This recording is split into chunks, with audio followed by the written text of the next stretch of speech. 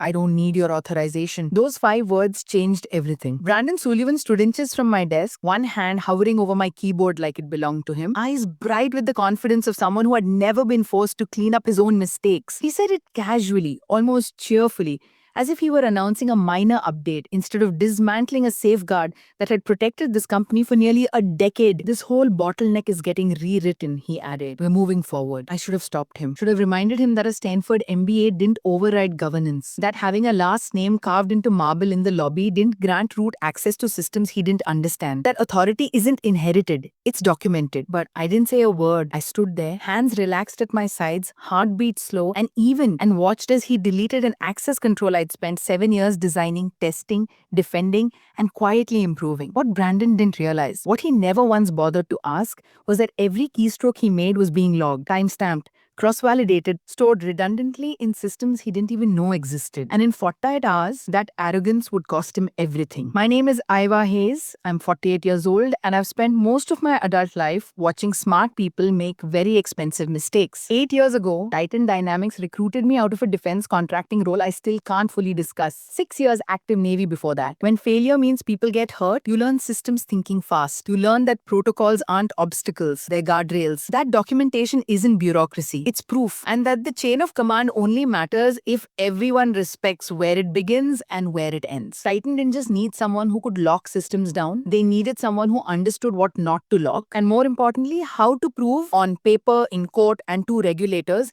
that everything had been done correctly. Because when you handle contracts like Titan handles contracts, every deal is treated like it might be hiding something. And regulators always come looking. So I built their compliance system from the ground up, not the executive dashboards or the polished UI that gets shown during board meetings. The real infrastructure, digital signature protocols that made contracts legally bulletproof, access controls that kept sensitive data compartmentalized, audit trails that could survive hostile scrutiny from any 3-letter agency that wanted to dig. Every major deal, every due diligence review, every risk assessment flowed through frameworks I designed, refined, and stress tested by watching other companies step on regulatory landmines. And buried deep in the architecture, far below where casual administrators ever looked, was my insurance policy. Clause 84C. Simple in concept. Any external agreement exceeding $1 billion required my digital signature to be legally valid, not a ceremonial sign-off, a cryptographic lock, my authentication key embedded into the contract validation system like a deadbolt welded into the frame. I hid it in subsection 12 of the Regulatory Compliance Charter. Dry language, technical phrasing, the kind of section executives skim past while thinking about their next meeting. Harold Sullivan himself approved it 7 years ago, signed without comment, probably thinking about his tea time. Then everyone forgot it existed, exactly as planned. The system worked flawlessly for 7 years. Clean audits, no fines, no investigations. Titan grew quietly, steadily, from a mid-tier contractor into a major player. And with growth came attention, including attention from Harold Sullivan's grand. Our first one-on-one lasted 11 minutes. He spent most of it scrolling through his phone while I explained compliance architecture. When I mentioned regulatory requirements, he waved it off. Yeah, we'll streamline that legacy stuff. Legacy. That's what he called 7 years of clean governance. His first all-hands meeting was corporate theater at its finest.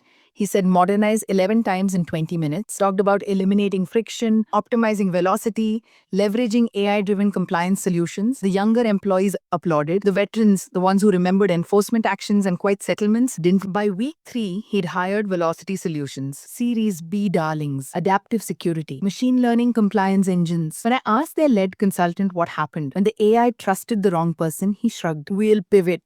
With billion-dollar exposure, I started documenting everything. Every override Brandon approved, every safeguard Velocity wanted removed, every time legitimate technical concerns were dismissed with startup slogans. I filed objections properly through established channels. Brandon stopped inviting me to meetings, stopped responding to emails. Once, during a quarterly review, he referred to my work as some old military stuff we're modernizing. I was sitting 20 feet away. What Brandon never understood was that the system he was gutting wasn't passive. It was alive, monitoring, recording, watching him bypass controls he didn't even know existed, so I waited. Pacific Summit Capital entered the picture quietly. A $4.2 billion acquisition, the largest in Titan's history. Brandon pushed the valuation himself, eager to prove he could deliver not just a deal, but a bigger deal than expected. What he didn't realize was that when he nudged the value from $980 million to $1.02 billion, he triggered clause 84C. The deadbolt slid into place. Velocity Solutions replaced our multi-tier access controls with adaptive authentication, single sign-on wrapped in AI. When I asked what happened when it failed, the architect smiled. That's why we iterate fast with regulatory exposure. The breaking point came during a vendor call in April. I raised concerns about untested access controls during Pacific Summit's due diligence, suggested running parallel systems. Brandon cut me off. Ava, we're not letting legacy thinking slow this down. Then, in front of vendors and our M&A team, he said it. If you can't adapt, maybe you're not the right fit. Silence followed. Every word was logged. By May, Brandon was everywhere. Press interviews, analyst calls, industry panels, talking about innovation, not talking about compliance gaps,